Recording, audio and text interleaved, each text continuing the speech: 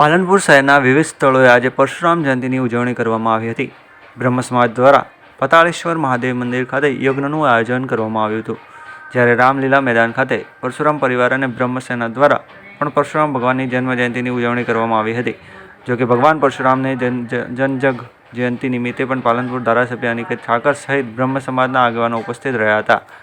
જ્યારે રામલીલા મેદાન ખાતે સેવા વસ્તીને ભોજન કરાવ્યું હતું અને કાશ્મીર પહેલગામમાં આતંકી હુમલામાં મોતને ભેટેલા મૃતકોની આત્માની શાંતિ માટે શ્રદ્ધાંજલિ પાઠવવામાં આવી હતી. બીજી બાજુ પાતાળેશ્વર મહાદેવ મંદિર ખાતે વિશ્વ કલ્યાણ અર્થે ભવ્ય યજ્ઞનું આયોજન કરવામાં આવ્યું હતું. ત્યારે બંને સ્થળોએ મોટી સંખ્યામાં બ્રહ્મ સમાજના આગેવાનો લોકો સહિત તમામ સમાજના લોકો ઉપસ્થિત રહ્યા હતા અને ભગવાન પરશુરામને જન્મજયંતિની ઉજવણી કરવામાં આવી હતી.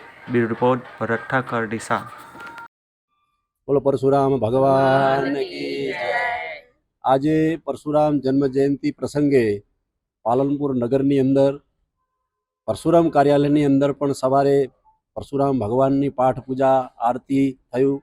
પાલનપુર નગરના અને આજુબાજુના ગામોમાંથી પણ ભૂદેવો ત્યાં વધાર્યા વિશાળ સંખ્યામાં. અને અત્યારે અહીંયા પાતાળેશ્વર મહાદેવની અંદર પણ વિશ્વ કલ્યાણ અર્થે પરશુરામ ભગવાનનો યજ્ઞ ચાલી રહ્યો છે, જેમાં સમગ્ર વિશ્વ કલ્યાણ થાય એ હેતુસર ભૂદેવો દ્વારા આ પરશુરામ ભગવાનનો યજ્ઞ ચાલી રહ્યો છે.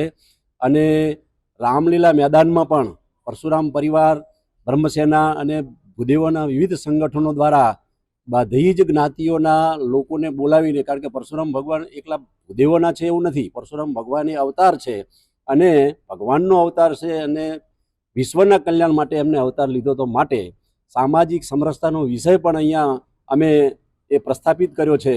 તો રામલીલા મેદાનની અંદર પણ બધા જ સમાજના આગેવાનોને, વડીલોને બોલાવીને સેવા વસ્તીને ભોજન કરાવ્યું છે. આજે આવા વિવિધ કાર્યક્રમો આજે પરશુરામ જન્મ જયંતિના દિવસે થઈ રહ્યા છે.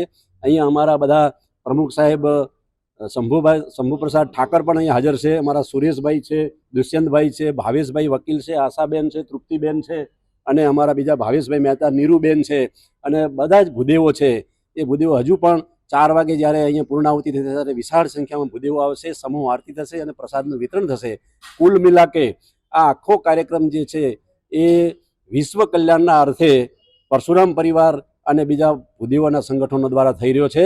અને પહેલગામમાં જે બનાવ બન્યો છે એના માટેની પણ શ્રદ્ધાંજલિ અમે આપી છે અને પરશુરામ ભગવાનને એવી પ્રાર્થના કરી છે કે પરમ કૃપાળુ પરમાત્મા પરશુરામ ભગવાન એ આત્માઓને સદગતિ આપે અને પરિવારને આઘાત સહન કરવાની શક્તિ આપે એવી અમે શ્રદ્ધાંજલિ પણ આપી છે. બોલો પરશુરામ ભગવાન કી જય.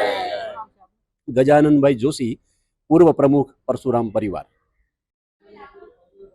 અમારે દર વર્ષે પરશુરામ જન્મ જયંતિના દિવસે હવનનો કાર્યક્રમ રાખવામાં આવે છે, સમૂહ આરતીનો કાર્યક્રમ રાખવામાં આવે છે અને યાત્રા કાઢવામાં આવે છે. પરંતુ કાશ્મીરના પહેલગામના અંદર જે આતંકવાદી હુમલો થયો અને એના અંદર 28 લોકો શહીદ થયા, એ લોકોને શ્રદ્ધાંજલિ રૂપે આ વખતે અમે પરશુરામ યુવા બ્રહ્મ સેના દ્વારા જે કાર્યક્રમ કરવામાં આવે છે યાત્રાનો, એ સ્થગિત કર્યો છે અને એ લોકોને એ બાને અમે શ્રદ્ધાંજલિ આપી છે.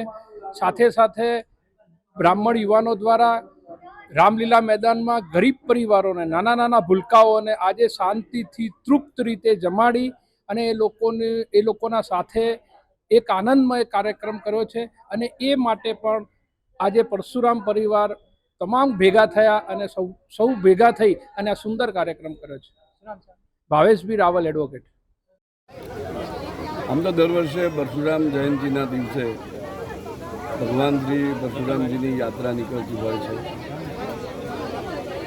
એ જ રીતે આ વખતે પાલનપુરની અંદર હવનને બધું તો થયું જ છે, પરંતુ સાથે સાથે પહેલગામની અંદર જે આતંકવાદી હુમલો થયો અને એની અંદર જે પણ આપણા ભારતીયો, હિન્દુઓ જે મૃત્યુ પામ્યા, તે સર્વના આત્માના શાંતિ માટે શ્રદ્ધાંજલિનો એક અનોખો પ્રયોગ એ સેવા વસ્તીની અંદર ભોજન પ્રસાદનું વિતરણ અને એવા કુટુંબોમાં, એવા પરિવારમાં કે જ્યાં જરૂરિયાત, આ પ્રયોગ ખરેખર શ્રદ્ધાંજલિ આપવા માટે એક અનોખો પ્રયોગ છે. અને એની અંદર એ લોકોના સુધી ભોજન પહોંચે, એમના આત્માને શાંતિ પહોંચે, હુતાત્માઓના આત્માને શાંતિ પહોંચે, એનો વિચાર જે ભગવાન શ્રી પરશુરામ જન્મ જયંતિના દિવસે સર્વે સમાજની અંદર વ્યાપ્ત થયો તે ખરેખર અદ્ભુત વાત છે.